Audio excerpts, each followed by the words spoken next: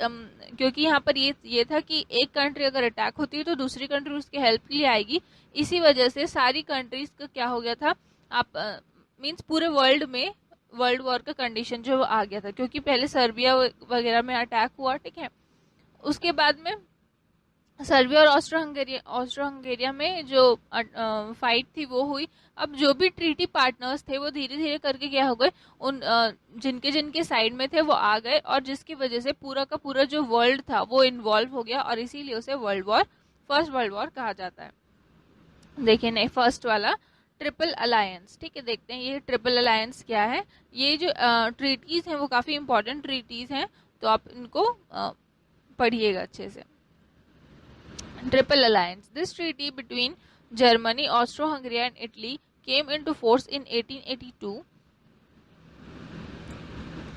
It stipulated that if any of the three signatory countries was attacked by France or Russia, the other two countries would come to its aid in the ensuing war. ठीक है। अब देखिए triple alliance में क्या था, ये जो treaty है वो आपका जर्मनी, ऑस्ट्रो हंगरी और इटली के बीच में था।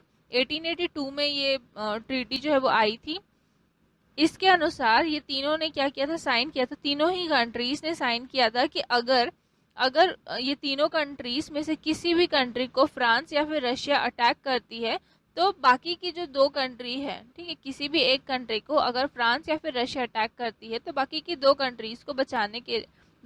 कंट्रीज जो है वो उनको बचाने के लिए आएंगी वॉर से। उसी तरीके से ट्रिपल एंटी, ठीक है। France and Russia were uneasy about Germany's growing might and बिलिंगरेंस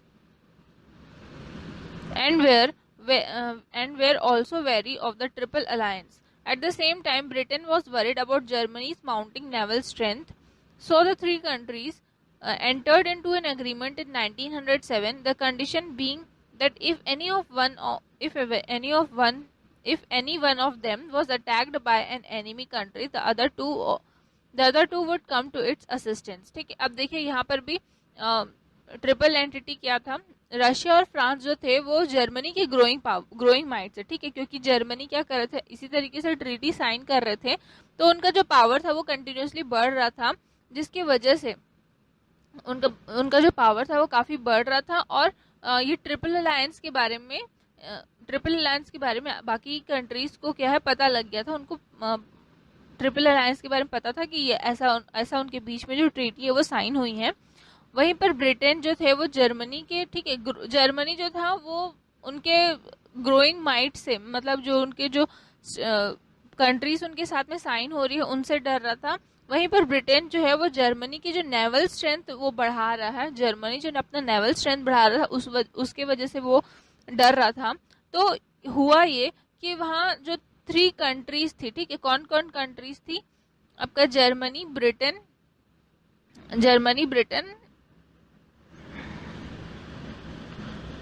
ठीक है, ये जो कंट्रीज थी उन्होंने वहां पर साइन किया, उन्होंने ट्रीटी साइन की जिसको ट्रिपल अलायंस कहा गया। कब साइन किया, 1907 में साइन किया।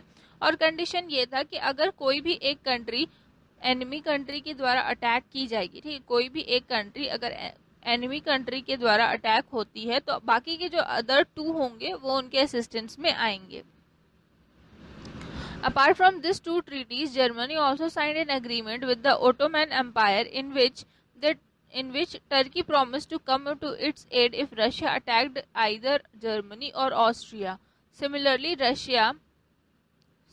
Russia entered into an agreement with Serbia that stipulated that Russia would come to Serbia's aid if it was attacked by Austria. ठीक है। अब देखिए यहाँ पर क्या हुआ है, ये दो ट्रीटीज के अलावा कौन कौन सी दो ट्रीटीज, ट्रिपल अलायंस और ट्रिपल एंटिटी के अलावा जर्मनी ने और भी अग्रीमेंट साइन किए थे, जैसे कि ऑटोमन एम्पायर से अग्रीमेंट साइन किया था जिसमें उन्होंने ये प्रॉमिस किया था कि अगर रशिया अटैक करती है जर्मनी पे या फिर ऑस्ट्रिया पे, ठीक है, अगर रशिया जो है वो अटैक करती है जर्मनी पे या फिर ऑस्ट्रिया से तो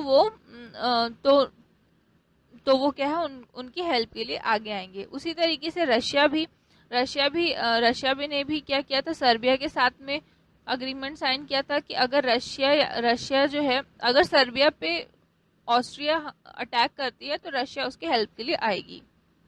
the complex web of treaties that the countries wove to protect themselves divided Europe into two camps. One alliance was led by Germany and the other by Britain. Tension kept building up between the alliances.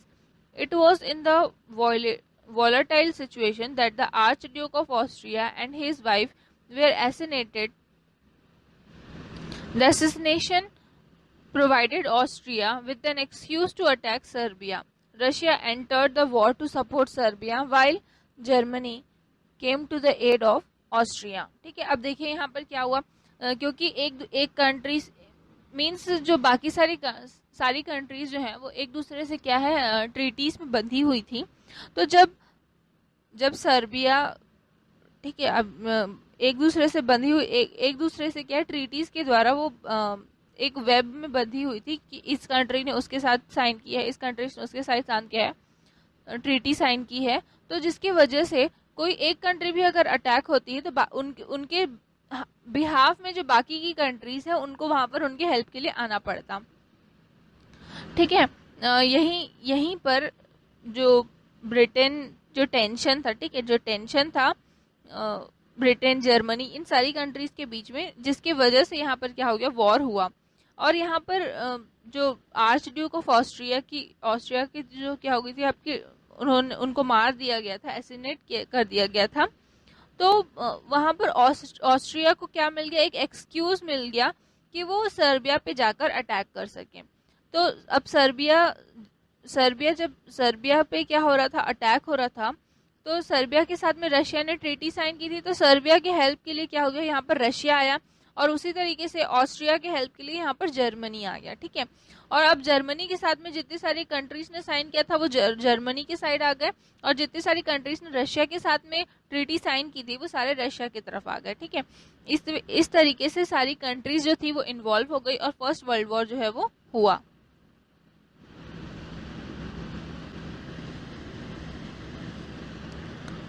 Ultra-nationalist feelings and militarism. Towards the end of the 19th century, many nationalist states were being established. Their governments promoted the spirit of patriotism among the people, encouraging them to make their nation states strong and powerful. They believed that whichever nation possessed the most territory and the largest number of colonies would be all powerful, while those who did not would be crushed by their powerful neighbours. ठीक है, अब देखिए यहाँ पर क्या हो रहा है 19th सेंचुरी के एंड में। ठीक है, 19th सेंचुरी के देखिए 19th सेंचुरी के एंड में बहुत सारे ऐसे नेशनलिस्ट थे, या फिर बहुत सारे ऐसे नेशनलिस्ट स्टेट्स थे जो कि स्टैब्लिश हुए थे। ठीक है, बहुत सारे ऐसे नेशनलिस्ट स्टेट्स थे जो स्टैब्लिश हुए थे। उनकी जो गवर्नमेंट थी वो पेट्रोटिज्म को ज्यादा क्या कर रही थी, प्रमोट कर रही थी, और वो लोगों को एनकरेज कर रही थी ताकि वो अपनी कंट्री को क्या बना सके, स्ट्रॉन्ग और पावरफुल बना सके। उनका मानना ये था कि कोई भी कंट्री जिनके पास में सबसे ज्यादा टेरिटरी है, ठीक है, कोई भी कंट्री जिनके पास में सबसे ज्यादा टेरिटरी है और बहुत सारी नंबर ऑफ कॉलोनीज हैं, तो वो सारी कंट्रीज क्या होगी, वो कंट्री सबसे ज्यादा पावरफुल होगी और उनको कोई भी हरा नहीं पाएगा। और जिनके पास में कम टेरिटरी होगी उनको उनके जो नेबर्स होंगे, जो पावरफुल नेबर्स होंगे, वो उनको हरा देंगे। At the same time, many new communities sharing the same language or religion began to see themselves as separate nations and launched struggles to establish their own independent states. Prominent among them were the Polish, Czech, Hungarian, Slave and Jewish people, none of whom had their own independent state. ठीक है, अब देखिए यहाँ पर क्या हुआ, अब ये जो उसी वक्त पे जो कम्युनिटीज थी, ठीक, कम्युनिटीज थी, उन्होंने ऐसी कम्युनिटीज जो कि सेम लैंग्वेज या फिर रिलीजन को बिलोंग करती है, वो अपने इंडिपेंडेंट के लिए क्या करने लगी, स्ट्रगल करने लगी और अपना एक इंडिपेंडेंट स्टेट जो है वो मांगने लगी, अपना एक इंडिपेंडेंट स्टेट मांगने लगी, जिसमें कि आपको यहाँ पर नाम दिया गया है polish, Hungarian, slave, Jewish people. ठीक है, ये सारे लोग जो थे वो अपना खुद का स्टेट, जो इंडिपेंडेंट स्टेट जो है वो मांगने लग गए, लेकिन किसी को भी इंडिपेंडेंट स्टेट जो है वो नहीं मिला। Countless such groups in Central Europe, inspired by nationalist ideas, tried to break up the existing empires to build their separate independent nation states. The German, Austrian, Russian, and Turkish empires were the ones that felt the impact of these elements the most. ठीक है, बहुत सारे groups थे central Europe में जो कि nationalist ideas से inspired थे और वो दूसरी कंट्रीज मींस ब्रेकअप करना चाहते थे एग्जिस्टिंग एम्पायर को. ठीक है, दूसरी कंट्रीज के एग्जिस्टिंग एम्पायर से ब्रेकअप करना मींस उसको तोड़ना चाहते थे और एक इंडिपेंडेंट नेशन जो है वो बनाना चाहते थे. वहीं पर देखिए जर्मन, ऑस्ट्रियन, रशियन और टर्किश जो थे वो ऐसे एम्पायर थे जो चाहते थे impact of this elements the most. ठीक है, इन सारे एलिमेंट्स का सबसे ज्यादा इम्पैक्ट जो था वो इन सारी कंट्रीज पे पड़ा था. ठीक है, कौन कौन सी कंट्रीज थे? जर्मन ने, ऑस्ट्रियन, रशियन और टर्किश ने. ठीक है, जब वर्ल्ड वॉर हुआ तो सबसे ज्यादा जो इम्पैक्ट था वो इन्हीं सारी कंट्रीज में पड़ा. But there was one problem in establishing independent linguistic states.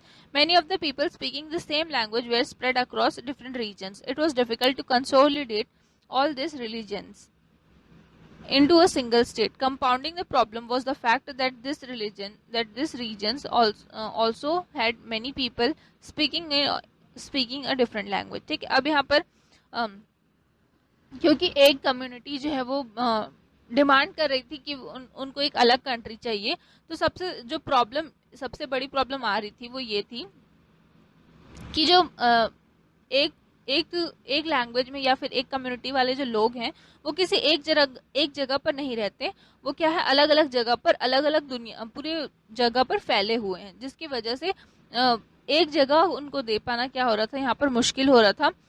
एक सिंगल स्टेट देना उनको यहाँ पर क्या हो रहा था, बहुत ज़्यादा मुश्किल हो रहा था. आपका आज के लिए इतना ही. हम लोग नेक्स्ट क्लास में पढ़ेंगे. Thank you.